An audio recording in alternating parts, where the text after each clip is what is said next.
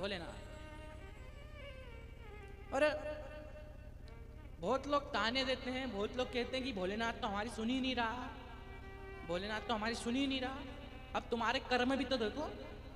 भोलेनाथ के मंदिर जाते हो, 10 लोगों को बताते हो भोलेनाथ के मंदिर जा, भोलेनाथ के मंदिर जा रही हो, 2 साल हो गए, 3 साल हो गए, 1 साल हो गए, और तुम दान भी कर कर आते हो तो 10 लोगों को पहले भिंडोरा पीट देते हो कि 5 रुपए का बिस्कुट खिलाया है। कथा से आते आते 5 रुपए का बिस्कुट खिलाया है। और लोग भी विचित्र होते हैं कि अब मान लो आपने 5,000 रुपए का दान दिया और आपने 100 लोगों को, 200 लोगों को बताया, और जब आपने बताया तो जैसे आपके पेपर में माइनस मार्किंग होती है वैसे ऊपर भी कर्म में माइनस मार्किंग होती है। अब आपने 5,000 का दान दिया तो ऊपर जाकर आपने 100 लोगों को बताया, 200 लोगों को बताया तो माइनस मार्किंग हो गई। फिर कैसे फल मिलेगा, फिर कैसे पुण्य मिलेगा? हमें कर्म तो करना है लेकिन बताना नहीं है। जैसे एक व्यक्ति था जिसने 500 रुपए का गुप्त दान दिया। क्या दिया? गुप्त दान। अब वो स्टेज पर बैठा था, कहा कह तो दो कि 500 रुपए का गुप्त दान मिला है। अब जो बोलने वाला था उसने बोल दिया कि 500 रुपए का गुप्त दान मिला है। अब उसको बेचैनी हो रही थी। अब वो वापस गया बोलने वाले भैया के पास, कहा कि अरे भैया थोड़ा सा बोल तो दो कि जिसने दान दिया है वो इसी स्टेज पर बैठा है।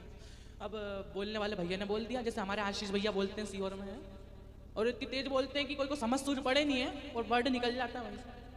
शब्द कहने कहाँ से कहाँ निकल जाता है, समझ सूझ पड़ती नहीं है, नाम आ जाता है। और बोल दो कि वहां पर बैठा है, तो बोलने वाले भैया ने बोल दिया कि वो यहीं स्टेज पर बैठे हैं, यहीं स्टेज पर बैठे हैं। अब बोल दिया ठीक है। अब फिर बेचैनी हुई। अब वापिस गया वो इसके पास, बोलने वाले भैया के पास, कहा कि इनसे ये भी बोल दो कि वो स्टेज पर तो बैठे हैं और दूसरे नंबर पर बैठे हैं।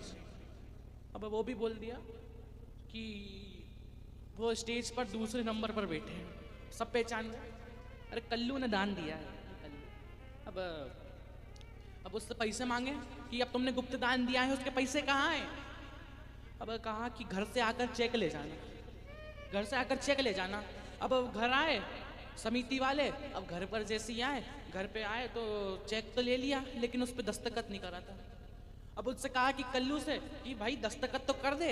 अब वो कहता कि गुप्त दान में दस्तखत करूंगा तो सबको नाम नहीं पता चल रहा है। अब गुप्त दान दिया है तो नाम लिख दो उसमें अपना, लोगों को पता चल जाएगा। सबने माथा पीट लिया, कहा कि तूने तो ये भी बता दिया कि दूसरे नंबर पर बैठा है, स्टेज पर बैठा है, तब भी नहीं दे दिया, पैसे भी नहीं दिया और नाम भी बुलवा लिया। अरे बहुत विचित्र लोग होते हैं भाई।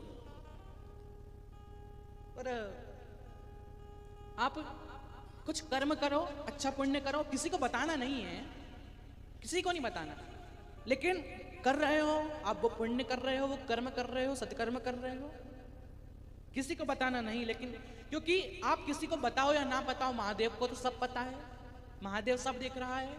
जैसे आपका शरीर आपके हाथ में है, आपका घर, आपकी जायदाद, आपकी गाड़ी आपके हाथ में है, आपके कंट्रोल में है, वैसे ही जो कर्म की लिस्ट है और सुख और दुख की लिस्ट है वो मेरे महादेव के हाथ में है। क्या लिखना है, क्या करना है, सब महादेव देखते हैं। हमें किसी को नहीं बताना कि हमने ये पुण्य करा। और आप पुण्य कर रहे हो तो 3 महीने बाद वापस देख लेना अपने आप को कि जितना दान करा था उससे 100 गुना, 10 गुना, 5 गुना आपको मिला कि नहीं मिला। और दान भी सोच समझ कर करना चाहिए। 3 चीज